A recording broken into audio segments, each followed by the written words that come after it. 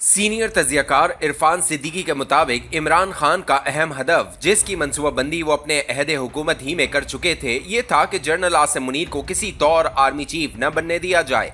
ISI का सरबराह होते हुए जनरल आसिम से 2 गुस्ताखियां सरजद हो चुकी थी। पहली ये कि उन्होंने ठोस शवाहिद और दस्तावेजात के साथ वजीर आजम इमरान खान को बताया था कि उनका घर करप्शन का गढ़ बन चुका है। दूसरी ये कि नेक नफ्स जर्नैल ने 2 टोक अंदाज में इनकार कर दिया कि वो खान साहब के सियासी मुखालिफिन के खिलाफ जाली मुकदमात बनाएंगे और ना इन्हें जेल में डालेंगे। आसिम मुनीर से खफगी इतनी बड़ी कि इन्हें सिर्फ 7 माह 21 दिन बाद DG ISI के मनसब से हटाकर कनीज़े हरम जैसा किरदार अदा करने वाले फैज हमीद को कमान सौंप दी गई। आसिम मुनीर का रास्ता रोकने के लिए खान साहब ने आखिरी फैसला कुन यलगार तकर्रुरी के ऐलान से 2 दिन कबल की, जब वो जख्मी टांग लिए थका देने वाला सफर तय करके रावलपिंडी पहुंचे। अवाम का मजमुआ 1-2 हजार से आगे न बढ़ा तो मायूस होकर वापस चले गए। जनरल बाजवा ने आखिरी लम्हे तक आसिम मुनीर की भरपूर मुखालफत की, लेकिन एक फैसला लू कज़ाह व कदर पर कुंदा हो चुका था। इमरान फैज हमीद गठजोड़ ने हिम्मत न हारी। 9 मई 2023 को 300 के लगभग फौजी तनसीबात फिजाइया के अड्डों और शोहदा के मज़ारों की तख्तो ताराज भी फौज के अंदर अरताश पैदा करके आसिम मुनीर का तख्ता उलटने की साजिश थी। सैयद आसिम मुनीर से मुखासमत के साथ साथ खान साहब ने जस्टिस काजी फायजीसा को भी नेज़े की आनी पे रखा हुआ था। उनके चेहरे पर रुसवाइयां थोप कर घर भेजने के लिए बड़े पापड़ बेले गए, लेकिन काजी साहब वक्त आने पर चीफ जस्टिस बने और पूरी तमकनत के साथ अपनी मयाद पूरी की। इमरान खान ने अपने धब की अदलिया तख्लीक करने के लिए भी बड़े जतन किए। इस्लामाबाद हाईकोर्ट से 6 जज साहिबान का मकतूबे गिरामी तुलू होने के बाद अडियाला जेल से भी रंगारंग खतूत आने लगे। फिर खुद अदालतें भी मशक़े सुखन में शामिल हो गई। खान साहब की शाखे आरजू पर कोंपले फूट रही थी कि 26वीं तरमीम आ गई और इनकलाब झाग की तरह बैठ गया। अब बरसरे जमीन हकीकत यह है कि सारे अहदाफ और सारे मंसूबे गोरिस्तान तारीख का रिस्क हो चुके हैं। साइफर के नाटक और BCO जलसों के बावजूद किसी इनकलाब ने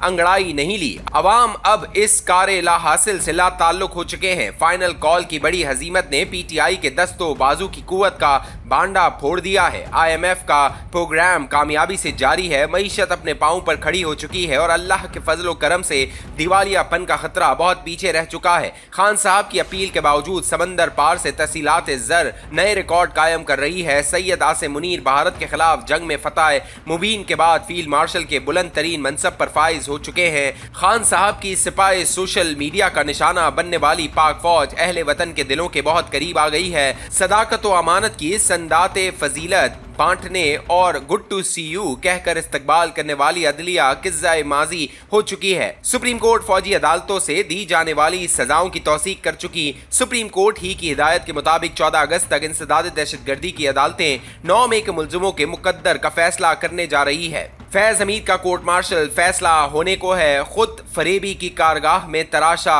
गया डोनाल्ड ट्रंप नामी मसीहा अडियाला जेल से कोई दिलचस्पी नहीं रखता।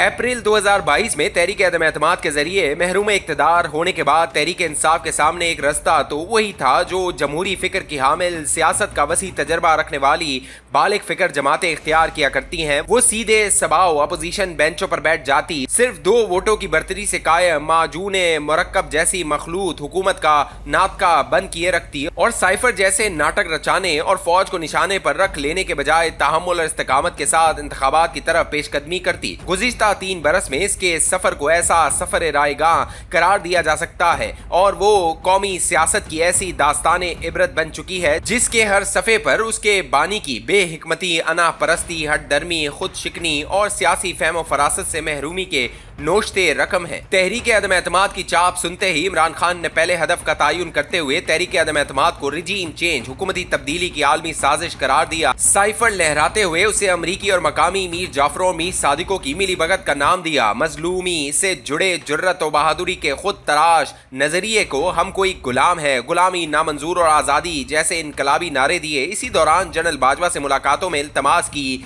कि PDM को फारिग करके उन्हें फिर से वजारत उज़्मा के मसनद पर बिठा दिया जाए। इसके एवज जनरल बाजवा को ताहयात आर्मी चीफ बनाने की पेशकश की। इमरान खान का एक और हदफ यह था कि पाकिस्तान माशी तौर पर संभलने न पाए और दिवालिया करार पाकर जमीबोस हो जाए। इस हदफ के लिए उन्होंने दिल जमई से भरपूर मुहिम चलाई। अगस्त 2022 में खान साहब के वजीर खजाना शौकत तरीन की ऑडियो सामने आई, जिसमें वो खैबर पख्तूनख्वा और पंजाब के वज़ीर खजाना को तलकीन करते पाए गए कि IMF को अदम ताउन के खतूत लिखे जाएं ताकि पाकिस्तान को कोई नया प्रोग्राम न मिल पाए। 23 मई 2024 को इमरान खान ने अडियाला जेल से IMF को एक तवील खत में तनबीह की कि वो इंतखाबात का ऑडिट किए बगैर पाकिस्तान को कर्ज देने से बाज रहे। इस खत के 3 हफ्तों बाद 15 मार्च को PTI ने वाशिंगटन में IMF के हेडक्वार्टर्स के सामने एक शोला सिफ्त मुजाहरा किया। फरवरी 2025 में इमरान खान के हुक्म पर PTI के मरकजी रहनुमा उमर अयूब ने IMF के कंट्री हेड बराए पाकिस्तान से मुलाकात में एक फितना परवर खत हवाले किया,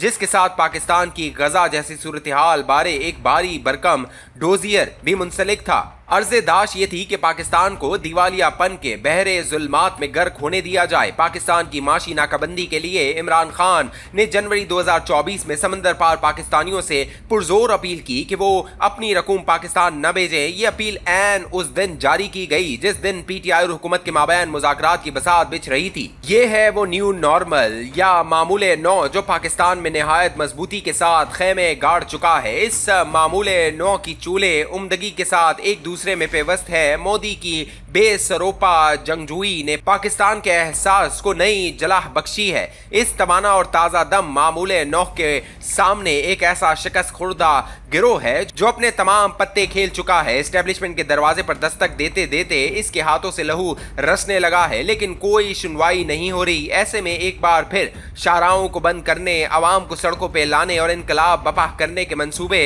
बन रहे हैं। मामूले नौ न्यू नॉर्मल ये सब कुछ देख रहा है, मुस्कुरा रहा है।